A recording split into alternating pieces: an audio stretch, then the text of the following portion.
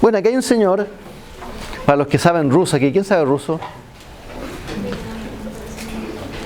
¿Ya? ¿Nadie sabe ruso? Este se llama, ahí se supone que en ruso dice Alexander Ivanovich Oparin. ¿Cuál es el nombre más común en español aquí en Chile? Brian, no, no creo. ¿Juan?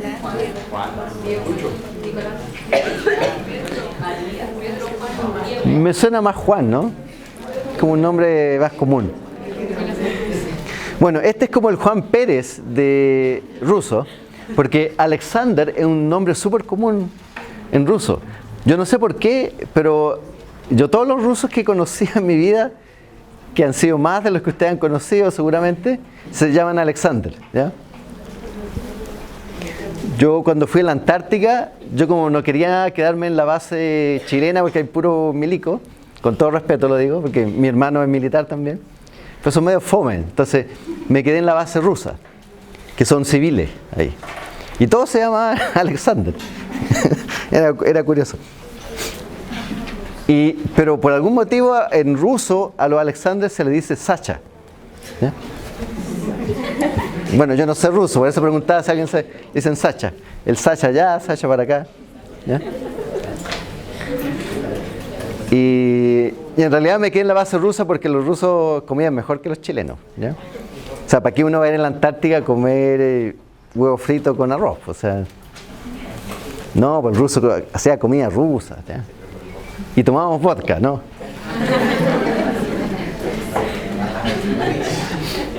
Bueno, algún día les voy a mostrar fotos de mis aventuras antárticas, cuando veamos tópicos más de ecología.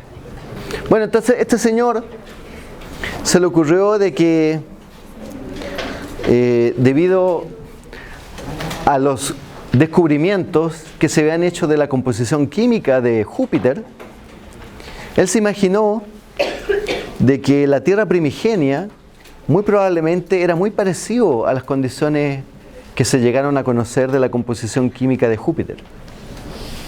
Entonces él pensó que la Tierra primigenia tendría mucho metano, por ejemplo, mucho dióxido de carbono, amoníaco, hidrógeno, vapor de agua, ¿sí? Y él dijo que como esos son los componentes que forman las moléculas orgánicas, bastaría con su existencia para que se generaran las condiciones en las que pudieran surgir los seres vivos que conocemos actualmente, ¿ya? Entonces esa era su propuesta, que suena una propuesta súper sencilla, pero era bastante revolucionaria para la época, que en realidad no sabíamos cómo estaban compuestos los planetas. Y él apostaba a que en cualquier lugar del universo donde existiera esa materia prima podría existir vida como la que conocemos en nuestro planeta. Entonces él se imaginó que tal vez la manera por la cual evolucionó esto era que primero estas moléculas se unían conformando una especie de coloide, ¿ya?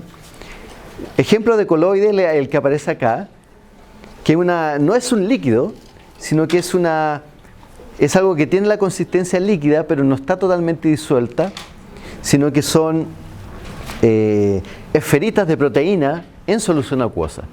Un ejemplo típico de eso del día a día es la leche. O sea, si nosotros tuviéramos un microscopio y viéramos las gotas de leche, no es una solución homogénea, son puras pelotitas de grasa, proteína, dando vuelta en una solución acuosa. Y de hecho cuando se hace queso, ¿ya? Lo que se hace es separar la fase acuosa de esta fase y que precipita y se hace el queso, digamos, ¿ya? Entonces él pensó de que estas moléculas, la manera original de organizarse era a través de un coloide, y que estos coloides, a través de la llamada selección natural, teoría nueva también en el ámbito de la biología para esa época, se iban segregando en aquellos coloides más complejos, y de ahí era explicaba que podrían haber surgido los organismos más complejos. Como pueden ver, una explicación bastante vaga, digamos, pero era lo que se pensaba que podría haber sido. Entonces, años después, unos señores con un experimento que Seguro si tuvieron biología en el colegio lo vieron. O sea, no lo vieron físicamente, pero lo estudiaron. Por allá, por el año 53, el señor Miller y el señor Urey pusieron como a prueba esta teoría de la sopa primordial de heparín. Entonces hicieron un experimento muy bonito. Yo lo encuentro uno de los experimentos más elegantes de las ciencias biológicas. Que fue el siguiente. Pensaron, imaginaron cómo podrían haber sido las condiciones de la Tierra primigenia en base a los postulados de Oparin. Entonces dijeron, bueno, tomemos los componentes que dice el señor Oparin y metámoslos en un tubo de ensayo, en un matraz, como el que está acá. Pongamos agua, hagamos una especie como de océano primitivo conteniendo estos elementos, ¿ya? Aquí. Metámosles calor que podría haber existido en alguna fuente natural, por ejemplo, el mismo calor del sol o un volcán. Eso generaría una evaporación, vapor de agua, y en la atmósfera estos elementos tendrían la chance de combinarse porque en la atmósfera primigenia, al igual que en la atmósfera actual, habrían descargas eléctricas muy potentes capaces de alterar la composición química de esta sustancia. Entonces, como era medio difícil poner pararrayos como el señor Benjamin Franklin, mejor aquí ya existía la tecnología en la década del 50 de la chispa con un arco eléctrico. Entonces simplemente le puso un electrodo a esta como atmósfera original, y después, como en el planeta Tierra, después de una tormenta eléctrica podría haber una condensación y una lluvia, y de vuelta este líquido al océano primigenio experimental. Bueno, lo dejaron funcionar un tiempo, unos días, y oh sorpresa, ¿qué fue lo que encontraron? Encontraron esto: un montón de moléculas orgánicas. Como ustedes saben, moléculas orgánicas son aquellas constituidas por carbono, hidrógeno, oxígeno, nitrógeno, ¿ya? Encontraron una colección bastante grande de moléculas, pero algunas de ellas, interesantemente, son moléculas reconocibles como pilares fundamentales de otras macromoléculas que conforman los seres vivos, por ejemplo, aminoácidos. Entonces, ustedes ven la larga lista de sustancias que hay aquí. Hay algunas que no son muy amigables, como el formaldehído que aparece allá. Ya acá está el formaldehído, que se utiliza como desinfectante, como preservante de material biológico, ¿ya? Pero hay otros, como la glicina, por ejemplo, que aparece ahí, la glicina, público D, público A, la glicina que está por allá, ¿ya? Que es un aminoácido, es constituyente de las proteínas. Y por ahí hay otros aminoácidos. A ver, el ácido glutámico, que es un precursor, por ejemplo, de neurotransmisores, de glutamato. Entonces, es muy interesante. Efectivamente, esta es la comprobación experimental de que el señor Oparin estaba en lo cierto. Que hay una chance muy grande de que a partir de moléculas simples, que se podían encontrar en cualquier planeta primitivo, y dadas unas ciertos tipos de condiciones que no son difíciles de imaginar en una Tierra primitiva, es posible que a partir de eso se generen moléculas orgánicas. Entonces alguien se hizo la pregunta, bueno, ¿y qué pasa si dejamos andando esta cosa no por una semana, por años, qué sé yo? Alguien por ahí hizo el experimento y resulta que en realidad lo que encontró fue más de lo mismo. No salió ninguna alien, ningún bicho ahí reptando, digamos, de aquí, o ningún ojo que te miraba así, nada raro, digamos. Se encontró que simplemente esta agua, de pasar de ser media semitransparente, ya se puso oscura y un poco espesa de tanto aminoácido y cosas que tenía. No surgió ningún ser vivo de ahí. Entonces, ahí estamos en un problema para tratar de generar una explicación de esto.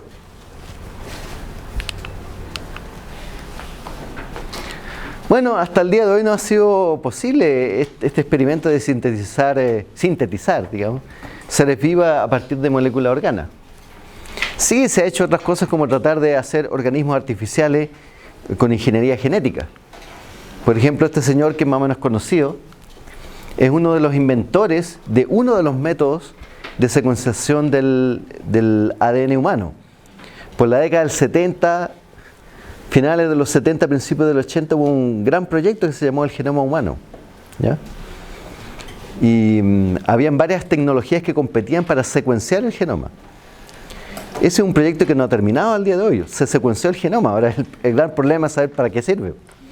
Porque ustedes saben del genoma de sus clases del colegio, que el genoma es una colección de letras. Pero otra cosa es entender qué diablos significan. Entonces este fue uno de los señores que inventó una de las tecnologías para secuenciación rápida, que se llama, y ha estado varias veces en Chile.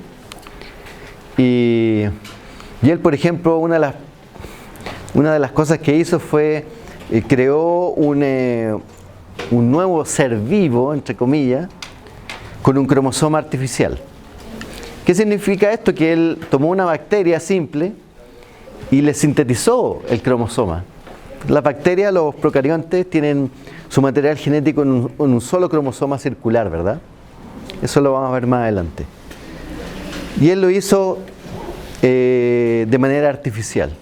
Pero eso, claro, a lo más hizo una especie de Frankenstein, ¿ya? A nivel celular. Imitó otra célula, en este caso un procarionte. Pero eso no lo califica como para, a partir de moléculas orgánicas, inventar una forma nueva de vida. Entonces, jóvenes, hemos hablado de un término así de manera bastante laxa en este curso, y eso fue a propósito, ¿ya? Porque finalmente queríamos llegar a esta pregunta. Bueno, ¿qué es la vida entonces? ¿Ya? Bueno, la vida no es What is Life, no es música jamaicana como sale en la carátula de ese CD, ¿ya? Tampoco es este libro que es muy bonito, escrito por una gran científica que se llama Liz Margulis, una de las pocas grandes científicas.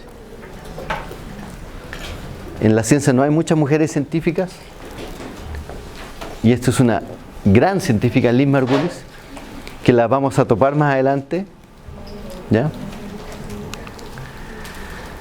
Y obviamente la pregunta que al profesor le obsesiona, ¿ya? Bueno, entonces, si aquí estamos en una clase de ciencia, de biología, la pregunta válida que se tiene que hacer el profesor y ustedes, particularmente después de haber pasado la primera clase, es, bueno, ¿es la vida, es un fenómeno científico? ¿Ya?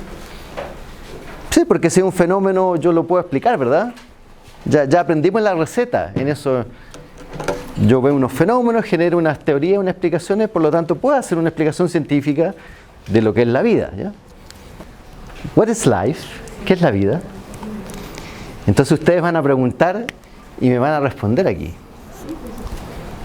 Entonces si yo les hago la pregunta así ya con menos presión, menos farándula, ¿qué es la vida? ¿Qué es la vida para usted? ¿Es una canción, un sentimiento? No está hablando de reggaetón, jóvenes, por favor. Está hablando de biología. Si yo le muestro una piedra aquí y un perrito, yo estoy seguro, 100% seguro que usted sabe identificar que ese perrito está vivo y esa piedra no está viva. La pregunta era, ¿qué es la vida? Pero si nos fijamos bien y somos rigurosos con el uso del lenguaje, en realidad todas estas características tienen que ver con lo que nosotros conocemos como un ser vivo, ¿verdad? O sea, yo estoy seguro que a otra persona que no está en esta clase y ustedes le empiezan a enumerar esta lista de cosas, inmediatamente la persona se va a imaginar no la vida así cósmica, sino que se va a imaginar un ser vivo haciendo estas actividades o que le pasen estas cosas, ¿ya? Entonces es bien curioso, nosotros usamos laxamente el término vida, pero en el fondo la mayoría de nosotros cuando hablamos de vida no estamos hablando de vida, estamos hablando de los seres vivos. Entonces, jóvenes, no se sorprendan que está muy arraigado en nuestro lenguaje esto de lo vivo y qué sé yo, pero en realidad el fenómeno científico que queremos explicar y que este profesor le interesa que les quede claro es el fenómeno de ser vivo. Este curso, jóvenes, para su decepción, no se va a hacer cargo de la vida, porque la vida no es un fenómeno científico. Es lo que en filosofía se llama un supuesto explicativo. Supongamos que existe esto que se llama vida de tal manera que tenemos el fenómeno de seres vivos, ¿ya? De la misma manera que yo, que soy neurocientífico, me pasa lo mismo con la mente, ¿ya? Alguna gente habla de la mente, qué sé yo, pero para un neurocientífico la mente no existe. Existe el cerebro y las cosas que le pasan al cerebro, pero el fenómeno mente no me pasa. Aunque lo diga la canción, no, la mente, no. Pero sí me pasa, por ejemplo, la conciencia, ¿ya? Que me encuentro a mí mismo preguntándome cosas por mí mismo, ¿ya? Eso se llama conciencia. Y yo voy y mido, pongo un electrón en el cerebro y ¡pum!, se prende una neuronita por ahí. Tiene actividades cuando pasa eso, digamos. Cuando me hago preguntas de yo mismo a mí mismo. Entonces, como este ejercicio lo hago año tras año, es el foto del año pasado, ¿ya? Y que, bueno, respondieron más o menos lo mismo que ustedes, los alumnos del año pasado. Bueno, entonces necesitamos explicar, ya estamos, aquí ya cuando el profesor se relaja, uy, no tengo que explicar la vida, esa cosa tan complicada, filosófica, que usted en la mañana se dice, ¿estoy viviendo para esto? ¿Tomo Transantiago para esto? Oh, esta no es vida, ¿ya? Y después de que han tenido como 10 PEP en una semana, dicen, esto no es vida. Pero encuentro mi alivio los días viernes. Hasta que se dan cuenta que es lunes otra vez. Y así empieza el ciclo. Pero lo bueno es que en este curso no tienen que hacerse cargo de esas preocupaciones. Solamente tienen que hacerse cargo de algo más simple, que es de los seres vivos, ¿ya? Entonces aquí, ¿cómo explicamos esto de los seres vivos?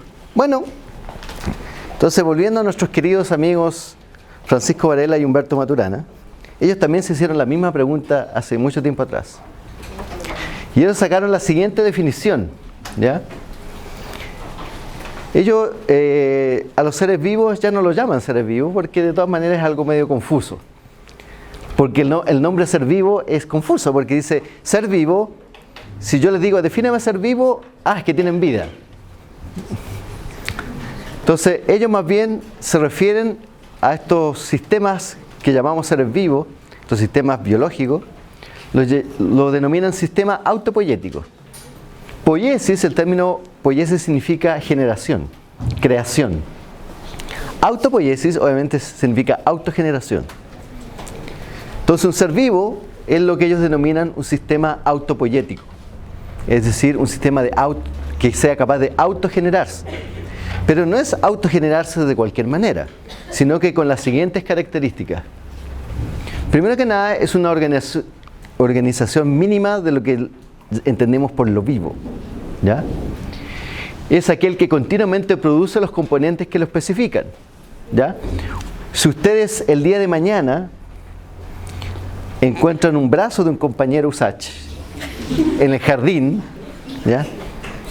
Ustedes no van a hacer el comentario de que, oh, un brazo vivo, ¿verdad? No.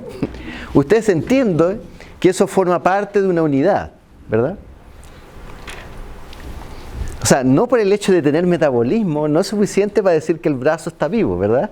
Sino que ustedes saben que forma parte de un todo, de un estudiante Usach, que lamentablemente perdió su brazo en un descuido de los días viernes. Bueno, entonces, produce los componentes que lo especifican, ¿ya? O sea, hay componentes que uno lo identifica claramente como un ser vivo y no como una parte del ser vivo que es vivo por sí solo, como el brazo, ¿ya? De tal manera que cuando están juntos todos esos componentes dice que uno se realiza, es decir, es un organismo entero, que lo especifica, es un sistema propio. Y podemos decir que es una unidad concreta en el espacio y en el tiempo. O sea, usted puede identificar que este es un sistema completo y que existe en un determinado tiempo y espacio, ¿ya? En un cierto tiempo y espacio podemos identificar que existe este ser vivo, ¿ya? Que no es lo mismo que encontrar la pierna, un brazo, el torso en distintos lugares y espacios. No, eso no es un ser vivo, ¿ya? Sino que toda esa unidad en un cierto tiempo y espacio determinado es lo que llamamos ser vivo. Y en ese espacio de tiempo, lo que le pasa al ser vivo, que podríamos decir el metabolismo, hace posible que su propio metabolismo produzca los propios componentes que lo conforman. ¿Ya? Ustedes no están esperando fin de mes tener plata para comprarse otro brazo extra, por ejemplo, ¿ya? Sino que constantemente está ocurriendo esto del metabolismo y le pasan cosas. Entonces estos señores dicen que un ser vivo tiene que cumplir por lo menos estos dos requisitos. Continuamente regenera y realiza la red que los produce. Entonces aquí hay una caricatura muy bonita que eso ejemplifica una red. Y no es de extrañarse, como le hemos dicho muchas veces, algo circular. Los seres vivos somos circulares y las cosas que que decimos muchas veces son circulares porque tiene que ver con nuestra calidad de ser vivo, ¿ya? Entonces nosotros somos seres vivos en tanto estamos generando nuestros propios componentes. ¿Y qué pasa cuando eso se detiene? Por ejemplo, cuando estamos muertos, dejamos de ser seres vivos, así de simple. Entonces, si no somos capaces de generar nuestros propios componentes, de formar esta red de producción de componentes, ya no somos seres vivos. Sorry, ya es otra cosa, ¿ya? Y también constituyen un sistema, una unidad, que nosotros la podemos distinguir en el dominio. El dominio se refiere a estas flechitas de acá, que tiene que ver con la interacción de estas flechitas de acá, interacción con su espacio. En su espacio físico podemos determinar de que es muy probable que afuera de acá existan estudiantes coexistiendo en su entorno, muchos de ellos en el pasto haciendo algunas actividades, pero sería muy raro encontrar una ballena coexistiendo y navegando por acá afuera en los pastos de los Usach, ¿ya? Que un ser vivo esté en no coherencia con su entorno, ¿ya? No esperamos ballenas en el pasto de los Usach. De la misma manera que no esperamos camellos en el océano abierto, ¿ya? Entonces parecen que existen en coherencia en el dominio, en el entorno donde están. Bueno, pero ¿de qué sirve toda esta especulación teórica, ya? Si nos hacemos cargo de esta definición, podemos hacerle preguntas a esta teoría, ¿ya? Porque esa es la gracia de una teoría científica. Uno le puede hacer preguntas, no se va para casa y con la explicación de que Dios se levanta todos los días con un pote grande de pintura azul y pinta el cielo azul, ¿ya? Uno no se va tranquilo con eso. Con una explicación científica uno puede hacer cosas. Puedo responder a esa pregunta, por ejemplo. Entonces, después de todos estos 10 minutos de discurso que le ha dado el profesor respecto a los sistemas autopoyéticos, de acuerdo a esta definición o esta hipótesis, ¿un virus es un ser vivo? Pero profesor, yo ando con un resfrío viral. Ando con un cuadro viral, se dice. Chuta, y no me siento muy vivo, pero algo está haciendo el virus ahí, ¿ya? Entonces, ¿cómo que no es un ser vivo? Entonces, la gracia es una explicación científica que, como toda explicación, nos sirve para entender el mundo, ¿ya? Y entonces, de acuerdo a esta explicación, ¿un virus es un ser vivo o no? Fíjense que la pregunta es súper simple.